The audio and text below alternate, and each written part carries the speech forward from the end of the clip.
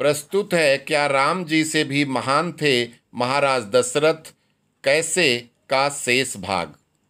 राजकुमार सत्यकेतु और राजा रावण के मध्य घमासान युद्ध, जिसे देखने के लिए आकाश में देवता गंधर्व खड़े हो गए।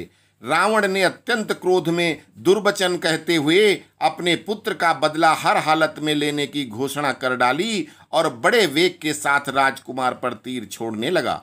किंतु सामने कोई मामूली योद्धा नहीं था, अपितु गुरु वशिष्ठ के शिष्य और महान तपस्वी, महान वीर, शास्त्र और शस्त्र के ज्ञाता सत्यकेतु थे। उन्होंने रावण के सभी तीर रास्ते में ही नष्ट कर दिए और पुनः अपने धनुष को खींचकर रावण के संभलने के पूर्व उसके 10 सिरों का लक्ष्य करके 10-10 बाण मारे, जो रावण के सभी सिरों में घुसकर ऐसे लग रहे थे कि मानो किसी पहाड़ पर नाग लिपटे हैं, और उसके शरीर से बहती रक्तधारा ऐसी लग रही थी कि पहाड़ से छोटे छोटे झरने बह रहे हैं। रावण अधमरा होकर रथ में ही मूर्छित हो गया। उसका सारथी रथ लेकर भागा।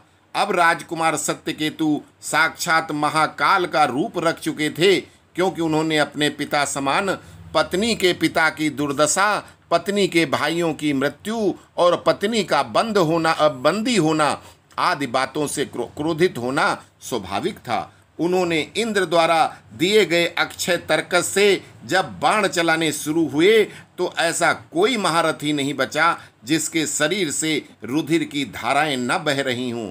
उनके युद्ध को देखकर देवता आकाश में नृत्य करने लगे और राक्षस सेना में भगदड़ मच गई।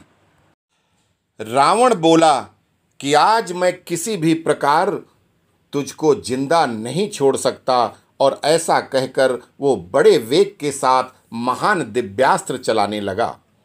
रावण ने संधाना अग्निबाण, सर्वत्र अग्नि लग जाती है, तो कुंवर का आया वरुण बाण, बरसा ऋतु भी आ जाती है। निष्फल हुआ प्रयास दुष्ट ने, पवन बाण संधान किया, आंधी सी हवा चली इतनी, सारा जल वेग समाप्त किया।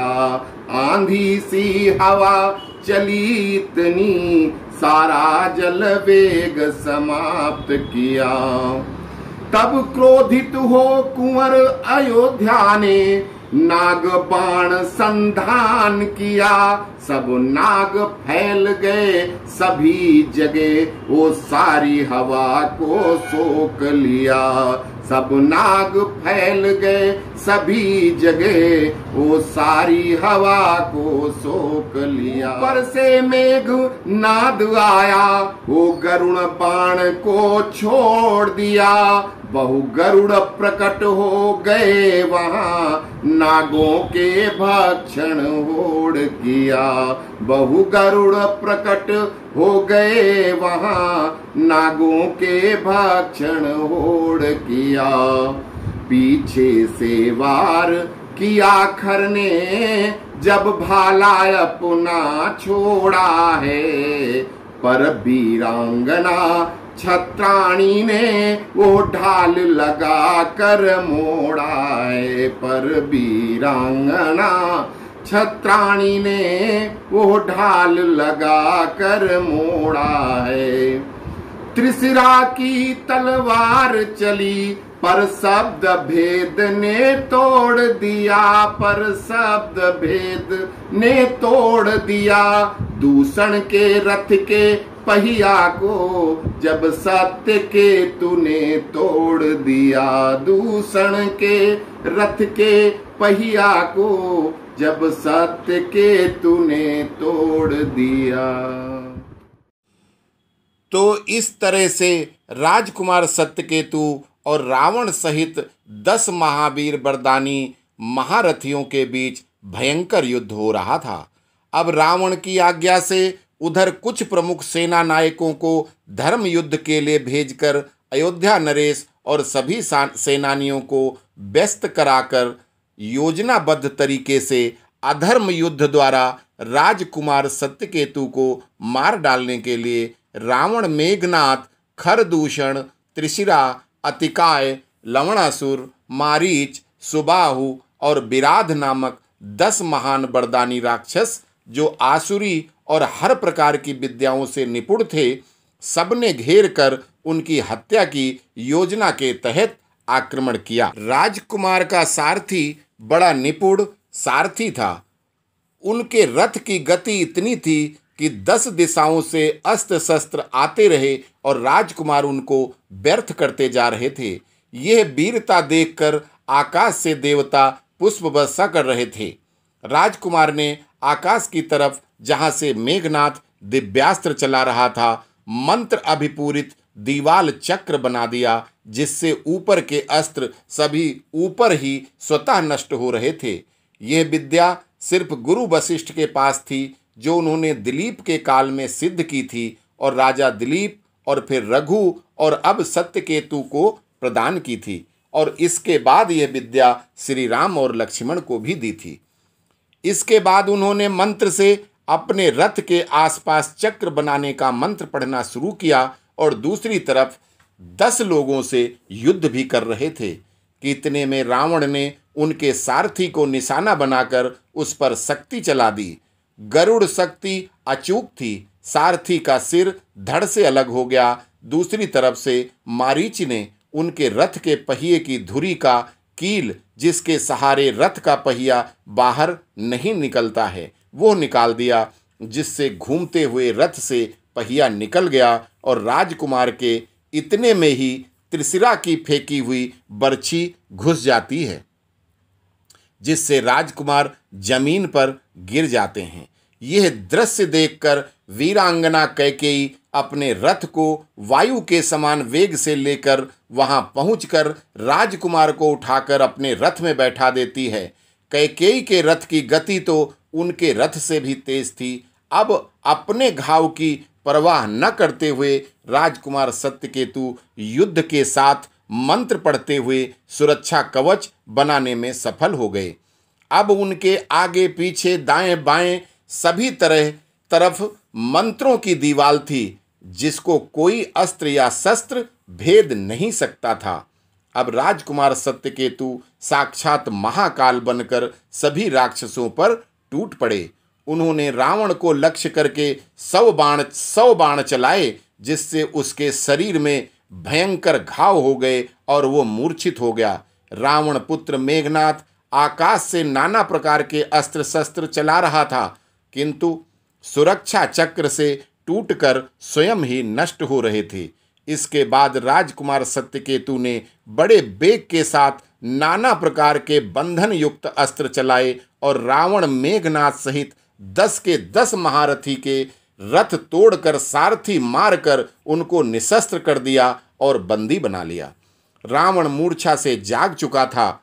उसने सत्यकेतु की वीरता देखकर खुद प्रशंसा करते हुए बोला, धन्य धन्यः जननी त्वं, धन्य नरेश पिता अजः, धन्य तव गुरुः विप्रः, शस्त्र विद्या ददाति जिम्, धन्यं धारयति त्वमस्त्राणां, धन्य धन्य त्वं बलम्, दिग्बलम् आसुरी विद्या आर्य सिद्धि बलम बलम। अर्थात आपकी माता को धन्य है, आपके पिता महाराज अज को धन्य है और आपके वो गुरु वो ब्राह्मण धन्य हैं जिन्होंने आपको शिक्षा प्रदान की है। आपके शौर्य और बल को धन्य है, आपके हमारी आसुरी विद्या को धिक्कार है और इससे आपकी शौर्यता को आपकी वीरता को प्रणाम करते हुए हम आज ये कहते हैं कि ये सिद्ध हुआ कि आर्यों की शक्ति सच की शक्ति है और असुर शक्ति उसके आगे शून्य है। सभी 10 महारथियों को बंदी बनाकर विजय घोष के साथ जयनाद होने लगे। आकाश से देवता पुष्प वर्षा करने लगे और परमपिता ब्रह्मा ने एक साथ अकेले 10 महाबरदानी महारथियों से जीतने के कारण उनका नाम दशरथ किया और इस तरह राजकुमार सत्यकेतु दशरथ हो गए।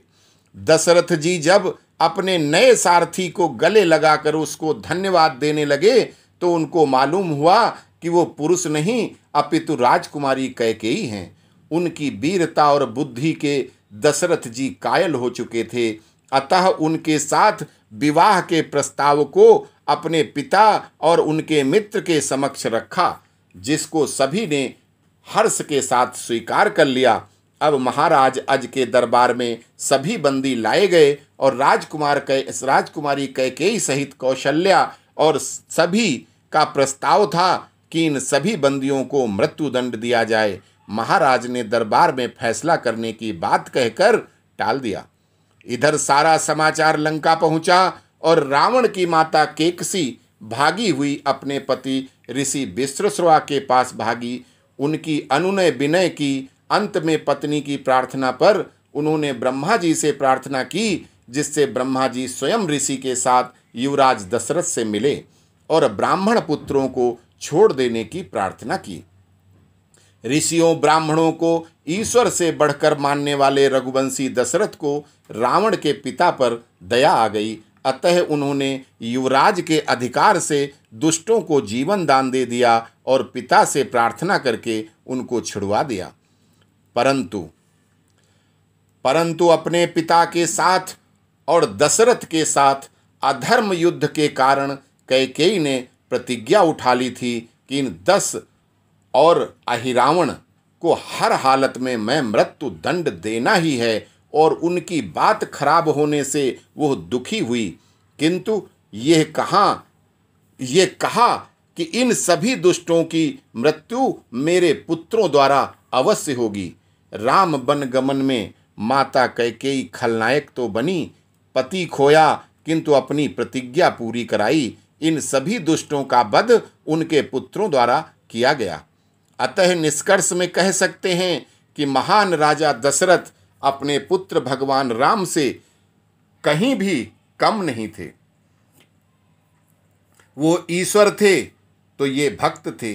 वीरता अन्य गुणों से अधिक ही थी, कम नहीं। राम जैसा पुत्र तो सबको चाहिए। कभी ये भी सोचो कि क्या आप दशरथ जैसे पिता हैं क्या? जब आप दशरथ नहीं बन सकते तो पुत्र राम कैसे हो सकता है?